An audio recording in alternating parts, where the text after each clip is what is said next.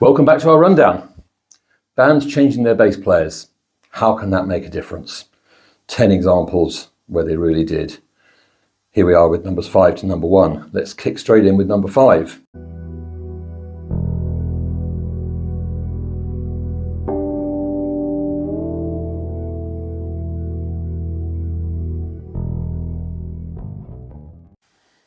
Okay, our number 5 is one half of one of the all-time great rhythm sections.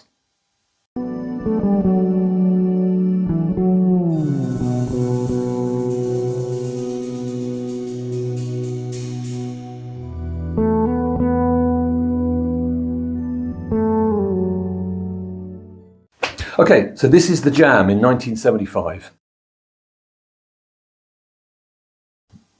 Paul Weller there on the Beatle bass. Now, Bruce Foxton joined shortly after that photo was taken, initially as second guitarist, but then moved to bass when Paul Weller switched to guitar and vocals. And they look like this. All right, cue 5 years of incredible success with extraordinary songs from Paul Weller, but also the creation of something else, really one of the best rhythm sections ever, with Bruce Foxton on bass and Rick Buckler on drums. Now, Bruce Foxton was and still is an absolute master of the Rickenbacker bass, channeling its sort of slightly unwieldy nature into incredible power and attack, really driving forward the Paul Weller songs, which bristle with energy all throughout this period. And this was the case from the very first, the initial album, first album, In the City, which you saw in the image earlier, right through to the very end, this final incredible single.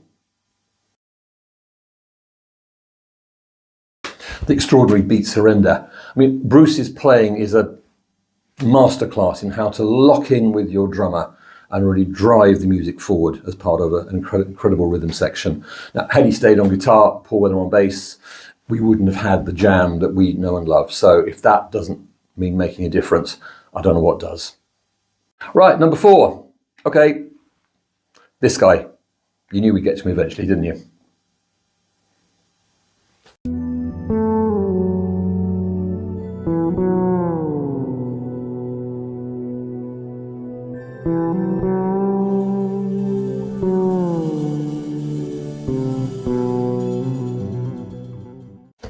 Okay, so this is the album I'm highlighting. Heavy Weather, Jacko's first full album with Weather Report, and probably the best showcase for his talents as a performer, as a writer, and also as a supporting bass player on some really strong compositions from Joe Zawinul and Wayne Shorter on this record. Really good one. Do suggest you check it out.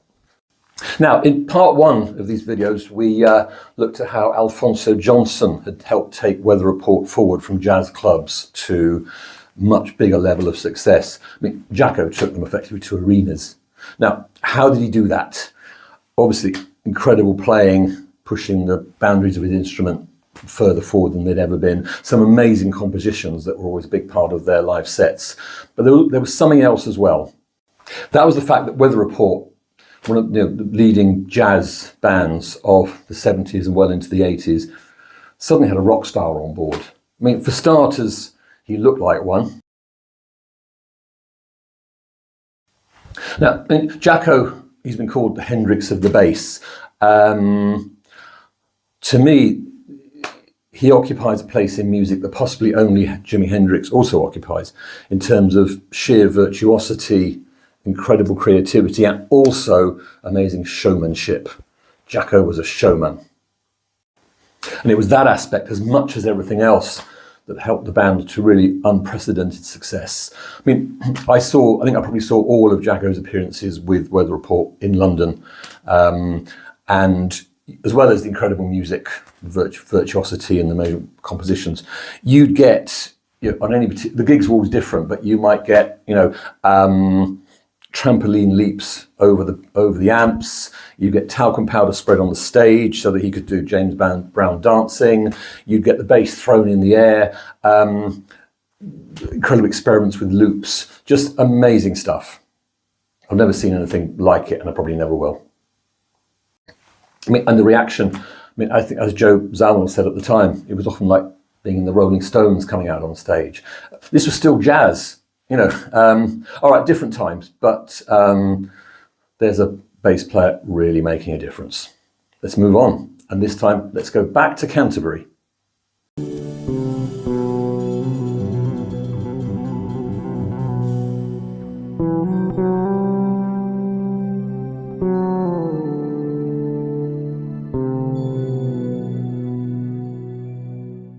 So, Soft Machine.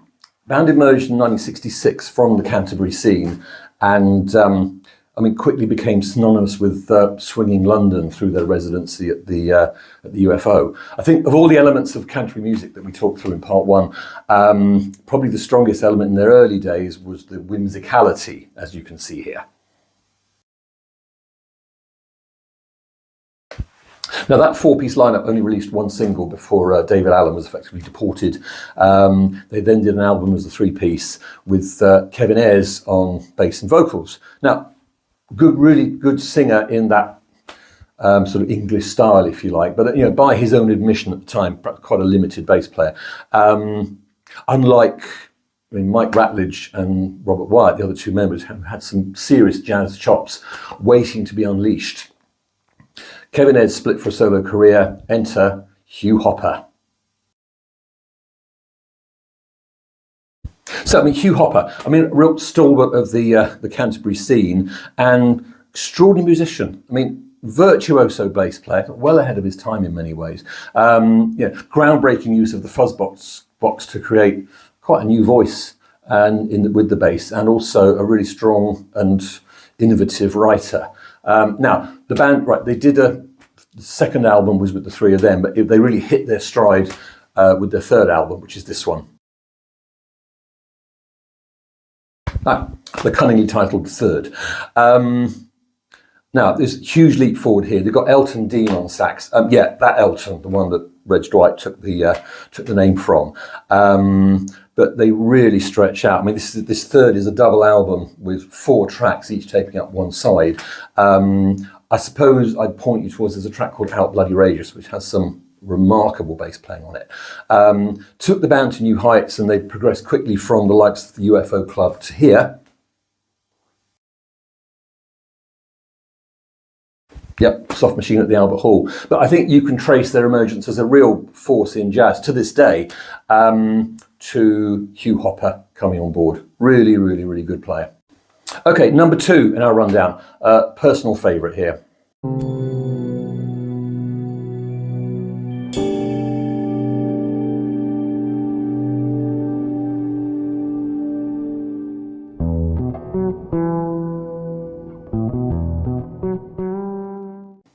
The brilliant and much missed Doug Rauch. Now, in 1971, Santana were riding high. Their second and third albums had topped the US Billboard chart.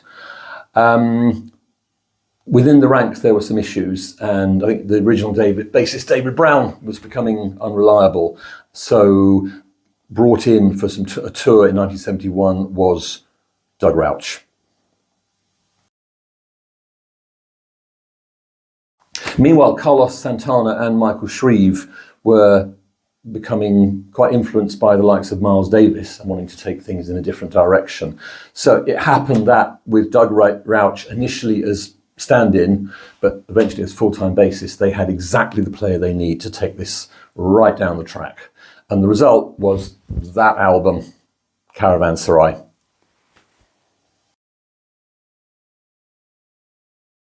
So I think it's fair to say that the album polarised opinion. I think Clive Davis of Columbia, Santana's record company, called it at the time career suicide. From my point of view, for what it's worth, if I had to take one album to a desert island, it would be that one, Caravanserai. Although I would ask if I could take Mysterious Traveller by Weather Report as well. It's extraordinary music. It's a fusion, a real fusion of Santana's Latin roots along with cutting-edge jazz, underpinned by the most incredible bass playing. Doug Rauch, I think years ahead of his time, he got double thumbing down decades before Victor Wooten, and he got speed, he could groove, he could slap. Just every track he's playing is a complete highlight. Okay, I mean, he's on less than half of the tracks on the album, but 50 years on, it's still groundbreaking. I mean, as was all of Santana's jazz fusion phase, or it didn't last. By 75, the Amigos album, they'd gone back to where they were, to great success again to this very day. But we couldn't have done it without the great Doug Rauch on bass.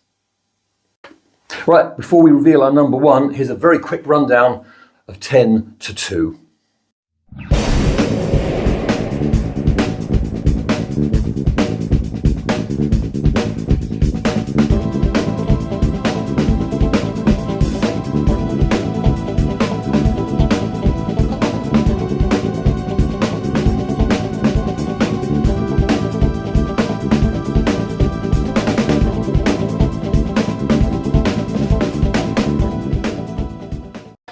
So who's our number one? Here's a clue.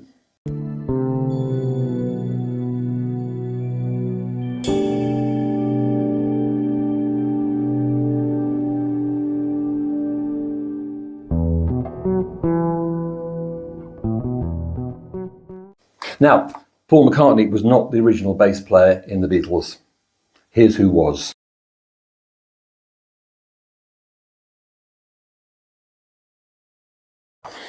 Now, around 1961, I think when the Beatles returned from Hamburg, Stuart Sutcliffe stayed, and after some toing and froing, Paul McCartney became the Beatles bass player. Now, initially he didn't want to do it, and I think he said words at the time to the effect of, the bass was what the fat boys got lumbered with to stand at the back, so I did not want to do it. But he did, and he took it on, he became the Beatles' permanent bass player. So how did that transform them? There's a few reasons. Now, Stuart Sutcliffe, I suppose, was an artist first and a musician second. I mean, clearly a very talented artist, and who knows what he might have achieved if he hadn't died so tragically young. But certainly in the year following him moving on, staying in Hamburg really, and Paul McCartney eventually moving on to the bass, the Beatles gradually turned into what I think Pete Best at the time termed them as a charismatic powerhouse. So quite strong musically, and obviously that was the band that then came for auditions. Initially obviously Decca, who famously said that guitar groups were on the way out and passed on them, but obviously George Martin, with a change in the rhythm section on the drummer side, certainly saw and helped them realise their potential. So you know, what ifs are dangerous, but who knows? If Stuart had still happily been around and Paul McCartney hadn't moved to bass, then it might not all have happened. Who knows?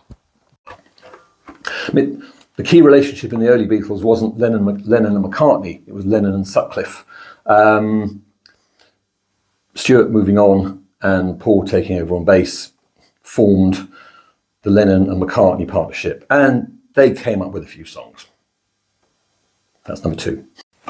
Thirdly, Paul McCartney quickly became one of the most skilled and distinctive bass players of his generation, and his lines and his playing is right at the heart of so many of the Beatles' greatest songs. You know, I think All My Loving, 8 Days a Week, even back to I Saw Her Standing There, and he could sing them at the same time. I mean, is he the first singing bassist? I can't think of another one. Stick one in the comments if you can, but this is all very, very significant. And I think a final thing was just in terms of the icing on the cake for the Beatles, of the look. The fact that he mirrored George with the left hand and right hand, you had an instant identity. So many things happened for the Beatles when Paul McCartney switched to bass. That's why he is our number one. That's it. Thank you for watching. Thank you for listening. Please subscribe to the channel for more Bass Heroes videos coming your way very soon. And I'll look forward to putting them out there and to seeing you then. Cheers.